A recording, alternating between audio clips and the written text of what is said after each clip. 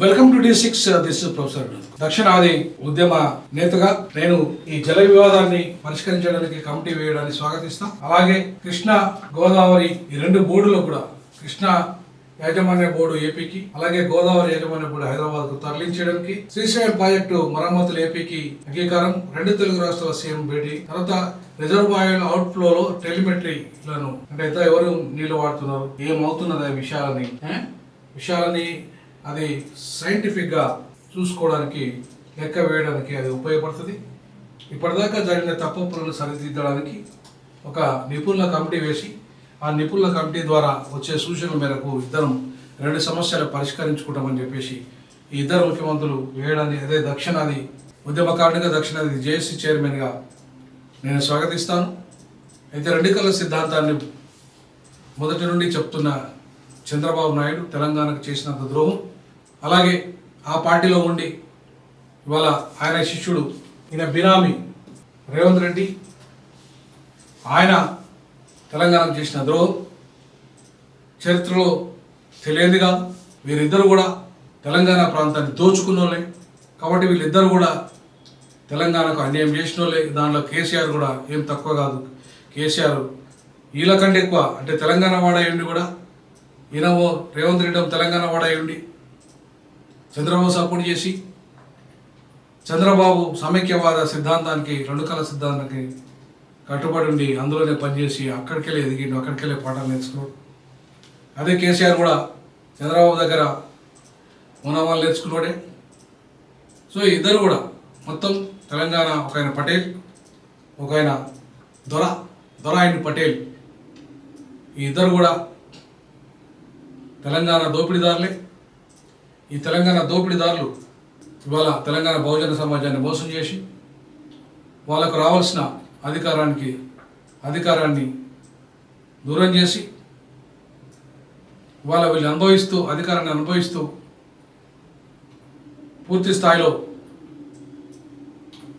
తెలంగాణ ప్రాజెక్టులకు గతంలో ఉమ్మడి ఆంధ్రప్రదేశ్లో రెడ్లు, తర్వాత కమ్మలు విపరీతంగా దోపిడీ చేసి తెలంగాణను, ముఖ్యంగా హైటెక్ సిటీ పేరు మీద ఖమ్మంలో అయితే మరీ సిటీ మొత్తం కబ్జా చేశారు. జగన్మోహన్ రెడ్డి కూడా, వాళ్ళ నాన్న రాజశేఖర రెడ్డి, అలాగే వీళ్ళంతా కూడా విపరీతమైన దోపిడీ. కేసీఆర్ కుటుంబం అంతా కూడా హైదరాబాద్, తెలంగాణలో విపరీతంగా దోపిడీ చేసిన చరిత్ర ఈ కుటుంబాలు. బహుజనులను మోసం చేసిన చరిత్ర వీళ్ళది.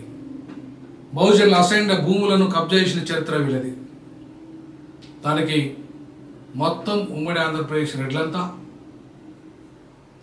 ఆంధ్ర రెడ్లంతా, రాయలసీమ రెడ్లంతా, ఖమ్మంలంతా బాధ్యత వహిస్తే తెలంగాణ వెలమలు రెడ్లు కూడా బాధ్యత వహించాలి. సో వీళ్ళ వల్లనే తీరని నష్టం జరిగింది తెలంగాణకు అనే విషయాన్ని ఇలా గమనించాలి.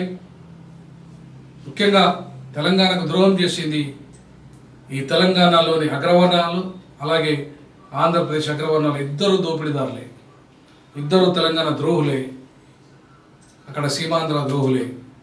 సీమాంధ్ర బహుజనులకి అక్కడ నాయకత్వం రాకుండా, ఆంధ్రాలో సీమాంధ్రలో తెలంగాణలో బహుజనులకు అధికారం రాకుండా వాళ్ళ విభజించు పాలించే నీతిలో ఈరోజు వాళ్ళు